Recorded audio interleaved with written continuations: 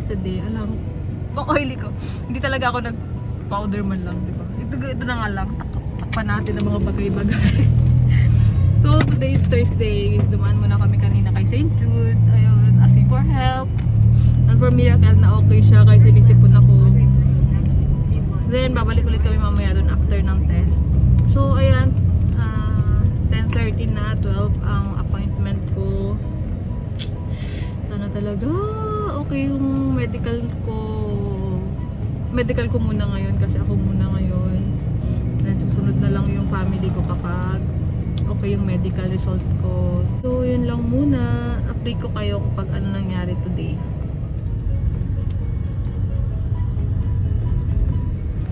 Nag-lunch lang ako. Ano na kasi? 11:15 na actually. So, dito kami nag-lunch sa Kilometer 1 Diner. Yan, dito. Okay din dito mag-antay. Katabi lang siya ng police station. Then, paglilid lang siya ng St. Luke's. So, nag-lunch lang muna ako kasi medyo matagal-tagal to guys. Balitaan ko kayo ulit. Aircon pa yung lugar. Medyo pricey lang. Hindi naman, sakto lang. Parang nasa mga 200 yung meal.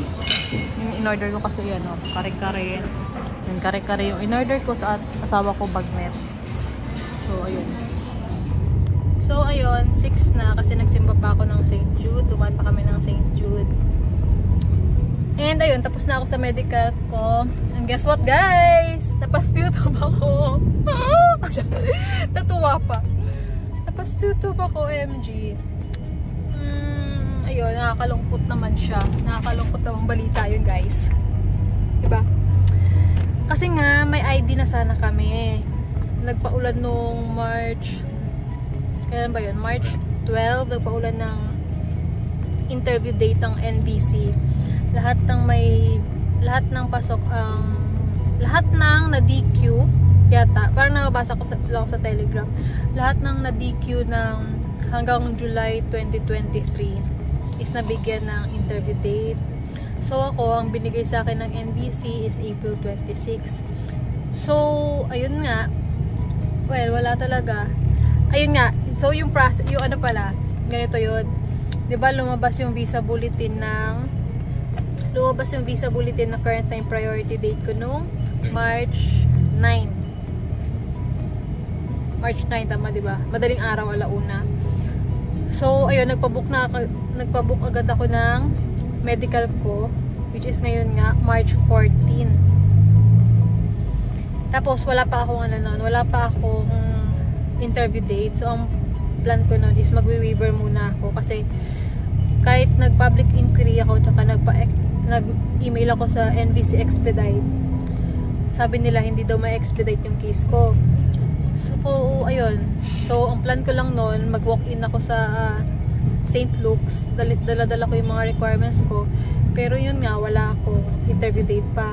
Pero yun nga, napaulan yung NBC ng interview date nung March 12, isa ako sa naka-receive, so kompleto yung requirements ko. So yun, kanina nagpa-medical ako, yung schedule ko is 12 PM, nandun na ako ng 11:30 kasi kumain pa nga kami, ganyan. So i-post ko dito yung process na process nung pag-medical ko. So ayun, ito pala, mga 11:15 pala ako pumasok. So 11:28 dun siya, pagpasok mo, hindi siya dun sa parang magandang entrance, parang dun kayo dadaan sa likod, sa side pala. So dun dadaan ang papasok pa lang. So 11:28 pagpasok, pinaakyat ako dun sa ground floor sa photo room. Pina-remove yung earrings, ganyan, kasi nakahigaw ako. Then pipicturan.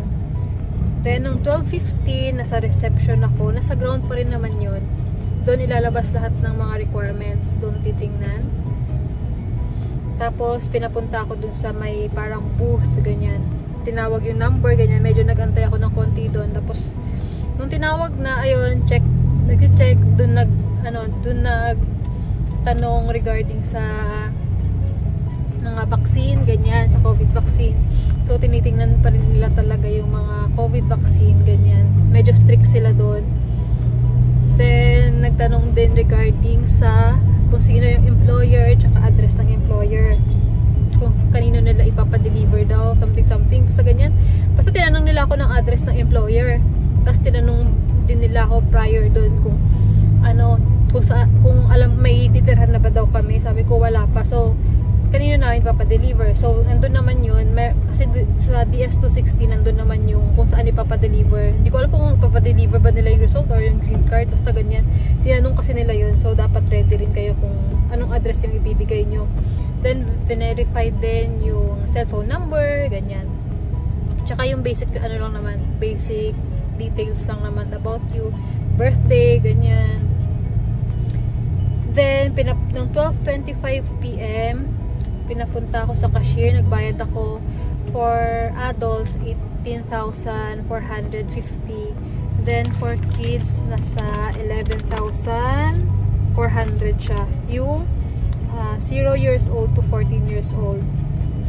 So, ayun, pag 15 years old ka na, adult na yung range mo. Pero may nakalagay naman doon, parang may discount daw yung PWD, senior, ganyan. Then, nung 12:30, sa 5th floor yun, yung ano, sa 5th floor yung cashier.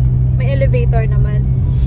Then, nung 12:30, pinababa ako sa laboratory. Ayun, kinuhaan ako ng dugo.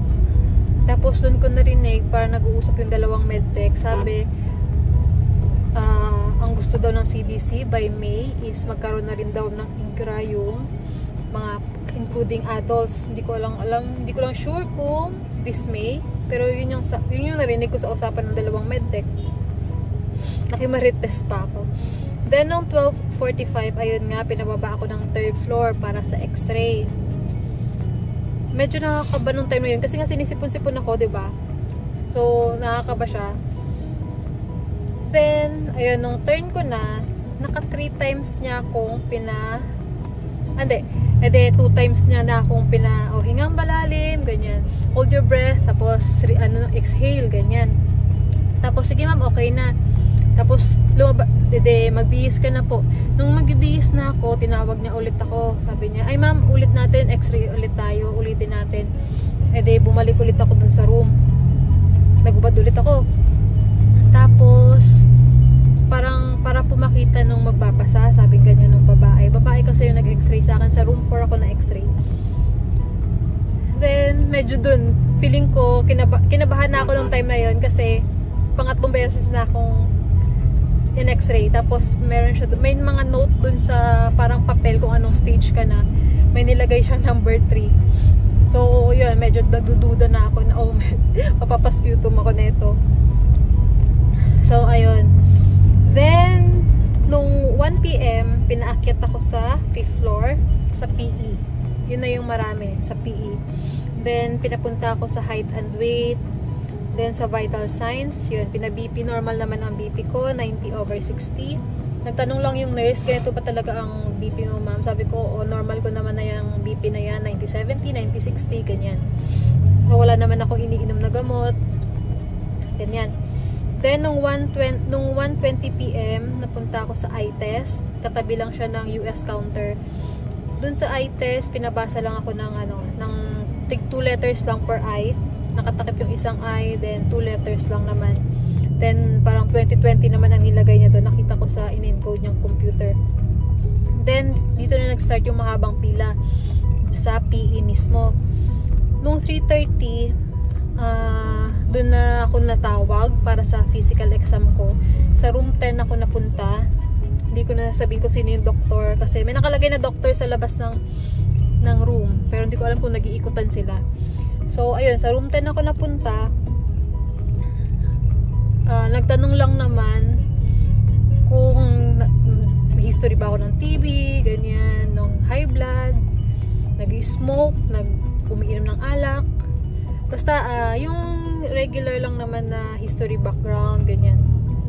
Tapos, sabi niya, banlag daw pa ako. Parang, hindi naman ako, never ko pa naman napansin banlag ako. Sabi niya, parang lazy yung right eye mo. Okay, siguro. Hindi ko alam, parang hindi naman yata ako banlag. Parang wala pa namang nagsabing banlag ako. So, okay, kung yun yung gusto niyo. Sige na lang. Tapos, ayun na, pinahubad na ako ng pinahubad na yung damit, except underwear, bra and panties, nakastay. Tapos, chinek yung mata ko, kung nag-follow yung mata ko. Then, yung tenga, tiningnan kung ilan yung butas. Sabi, marami daw akong butas dito sa right ear, pero alam ko isa lang butas na ito. Pero siguro, ewan ko may butas pa bang iba. Tapos dito, isa lang. So, okay. Binibilang pa nila. So, binilang nila yung butas ng tenga. Then, hindi ko maalala kung may kinapa siya, pero wala naman siyang kinapa sa breast area. Then, kinapa yung tiyan ko, kung may masakit ba or what. Sabi ko, wala naman. Tapos, so, ayun lang. Wala naman siyang, pinatalikod pala ako. Pinatalikod ako sa left tsaka sa right na nakahiga. Wala naman siyang sinabi. Meron akong may tattoo ako sa left knee, left ankle. Pero parang hindi ko alam kung nakita niya siguro yun. Siguro naman nakita niya yun kasi pinahiga niya ako. Pero wala naman siyang sinabi about sa tattoo. Then, ayun na nga, 4 PM. Tapos na ako sa PE ko. So, sabi nung doktor dun sa room 10, sabi niya, sige po, dun, paantay na lang po, may further instructions sa US counter. Sabi, dun lang din yun sa room, sa 5th floor. So, medyo kinabahan na ako kasi further instruction. So, medyo wala, mga 2 minutes, 3 minutes lang ako nag-antay doon. Tinawag agad yung pangalan ko. Sabi nung nasa US counter, ma'am, baba ka sa 4th floor. So, ayun, parang wala pa ako sa sarili ko kasi 4th floor. Though, alam ko yung mga nangyayari sa Telegram kasi marami namang issues and concerns yung mga nurses din. So, alam ko kapag 4th floor, shit, sputum na yata ako. Ay, nung bumababa na ako sa hagdan kasi 1 floor lang naman eh. So, hagdan na yung ginamit ko. Parang dun ko lang naisip nung bumababa ako sa hagdan, shit, 4th floor. Alam ko na to. Sputum. So, ayun, guys. Sad reality talaga na pa-sputum ako. So, ayun, pinapabalik ako ng next week. Pinapabalik ako for sputum collection. Then, ang sabi dun sa counter sa 4th floor, sa laboratory, sabi nila dun, after 2 months, dun lalabas yung result no sputum. Tapos sabi pa nung babae dun sa counter, hindi naman ibig sabihin na may sputum is may TB na. So parang siguro ano lang to, ang tawag dun, confirmatory ba nila, whatever. Basta doon, parang hindi na nagsisig in saya. Parang SOP nila na kapag may nakitang something sa x-ray is magpapa sputum. Ang ano lang doon, sabihin mo wala ka pa yes, sa x-ray. ang nakakalungkot lang talaga doon, simula November ata, every month ako nagpapa-x-ray. Kapag may konting usipon ako, nagpapa-x-ray ako kasi kinakabahan nga ako pag medical na. Ewan ko ba, mas nakakaba yung medical kaysa sa exam. Alam mo yung praning kasi parang wala kang magagawa pag sinabi nilang sputum ka, ganyan. So, nag-start na ako magpa-x-ray noon. November, nagpa-x-ray ako normal. December, nagkaubos-sipon ako. Yung nakwento ko nga, diba? Kasi nag-part-time ako. So, inubos-sipon ako. Sobrang pagod. Nagpa-x-ray ako noon. Nakala ko na walking pneumonia ako. Wala. Normal. Tapos, nung January nga ba? Yes, January. Kasi nag-apply din ako sa government hospital ngayon. Pina-x-ray ulit ako. Nakalagay doon normal. Pero may naka-note sa ilalim, diaphragmatic something, parang stenting, basta ganyan. Nung sinearch ko naman, kasi nung sinearch ko at tinanong ko sa mga doctors, 4 na doktor na yata yung tinanungan ko kung ano ba yun. Normal naman daw yun. Kaya nga may nakalagay daw sa taas na clear lungs. Ewan ko ba kung anong, basta yun na lang. So kung nagpa-sputum man ako, subject for sputum tayo guys. Ako lang pala, subject for sputum ako. So wala naman tayo magagawa kundi pumunta dun sa binigay nilang date, sa collection date. Buti nga, 1 week lang yung 1 week lang ngayon. Doon naman ako thankful, 1 week lang magkakaroon ng sputum collection. Unlike before sa mga nababasa ko, parang 2 months ba? Tapos 2 months din yung waiting time. So 4 months delayed yun guys. So ngayon kahit pa paano medyo konti na lang yung aantayin ko. Okay pa rin. Thank you pa rin. Then, so ayun guys. Balitaan ko na lang kayo kung ano man mangyari sa sputum ko. Sana makakolek ako ng kung ano man yung gusto nilang ipakolek. Kasi sinasabi nila kapag wala ka namang ilalabas na plema, hindi ko alam kung paano ko ilalabas yung plema. Kung wala naman akong plemang mailabas. So, ayun lang. Tingnan natin kung anong mangyayari. Update ko kayo. Nakakalungkot. Alam mo yun? Kasi may ano ka na may interview date na. So, ayun pa pala. Ito pa pala nangyari. Meron pa akong yung kasabayan doon na ma-sputum ng same day ko. 4 din sila. Sabay-sabay silang napaspute. Sabay-sabay silang nagpa-medical ngayon. Galing silang UAE. Tatlo, yung dependent niyang 3, yung father, yung 2 niyang anak. Medyo malaki na yung anak niya eh. Tawag dito, clear. Tapos siya tong main applicant. Siya ito yung mapapasubject sa sputum. Ang sabi dun sa counter kanina, kahit clear yung mga dependents, kapag subject for sputum yung pinaka main applicant, cancelled pa rin yung ID. Tsaka yun pala, kapag subject for sputum ka, automatic ma-cancel yung ID mo, yung interview date mo. So, ayun lang. So, ang gagawin ko ngayon para kapag natapos na yung sputum collection and kung ano man ang ipapakolek, via CGI na kami, hindi na NBC yung magbibigay sa amin ng interview date. So, pahirapan na, CGI monitoring, ganyan. So, ayun lang guys. Thank you for watching and don't forget to subscribe. Nakakaiyak, nakakalungkot. Hindi naman nakakaiyak, nakakalungkot lang kasi ayun na parang 1 month na lang yung aantayin mo. Sure na sure ka na. Oh my God, may nangyayari talagang ganito. Okay lang. Basta may nakita pa nga ako dun sa computer pala nung nag-vital signs niya. Parang the Lord will make it happen. Parang sa perfect timing. Ganyan. Lagi ko nababasa yun eh. Yun lang. So, ayun. Thank you for watching and don't forget to subscribe. Balitaan ko kayo sa anong next na mangyayari sa akin. So, bye guys! Bye!